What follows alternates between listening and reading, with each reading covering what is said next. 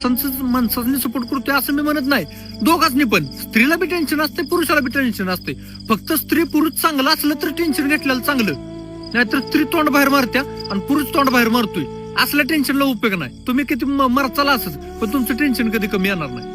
तुम्ही कधी म्हटलंय का तुमच्या इष्ट देवताला, कुळस्वामीला किंवा अक्कलकोटच्या स्वामींना किंवा दत्त महाराजांना की महाराज माझा जन्म ह्या कुळात का झालाय, आमच्या पिढ्या कोण होत्या, पूर्वज कोण होती, आपण काय केलं पाहिजे, भक्ती मार्गातनं पुढे जायचं का हिथं अधोगती करायची का नुसतं पैसा करून मरून जायचं नुसतं. पण पैसा बी काहीच नाही येतो, काहीच नाही येत नाही. काय कायचं लग्न होत नाही, काय कायचं लग्न होतंय, बायको व्यवस्थित राहत नाही, दोघं व्यवस्थित राहते, मूलबाळ होत नाही, मूलबाळ राहिलं त्यानं वंशाचा आणखी नाश केला. म्हणजे टेन्शन कुणाला नाही असं नाही, टेन्शन प्रत्येकाला आहे. म्हणून माझं काय मत असतंय त्यातनं की कर्म आणि धर्म फॉर्म्युला वापरा. म्हणजे कर्म म्हणजे काय, एका साईडला कष्ट करून पैसे कमवलं पाहिजे ती, आणि दुसऱ्या साईडला काय, ती कमवलेलं पैसे ती कुठं वापरायचं, कसं वापरायचं, जीवन कसं जगायचं, ती बुद्धी नीट चालली पाहिजे, म्हणून भक्ती करायची. ही माझं मत असतंय.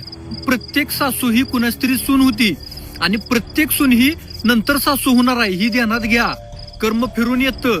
सासून जर सुनेला त्रास दिला तर मग कर्म तुम्हाला पण फिरून येणार, आणि सुनेन जर सासूला त्रास दिला तर त्या सुनेलाही माहित आहे की पुढे ती सासू होणार आहे, आणि एखादं त्यांचाच जावय किंवा त्यांचाच एखादा लोक का नाही अशी टिरवलात घालल ना की बोंबलायची वेळ येईल परत. त्यामुळे सासू आणि सुनेंनी व्यवस्थित संसार करा. तुमच्या हातात आहे घरची प्रगती का अधोगती. बाकी तुम्ही समजूतदार आहे सगळी, लक्षात घ्या. मी एवढं खडसावून का सांगतोय तुम्हाला, बाबा मी ह्या निगेटिव्ह शक्ती बघतोय काय कशा वर्क करतात काय नाही. आपलं घर साबूत ठेवा, प्रगती करा, पैसा कमावा, भक्ती मार्ग स्वीकारा आणि तीर्थक्षेत्र बरेच फिरा, आनंदात जागा, बस बाकी काय नको, विषय संपला.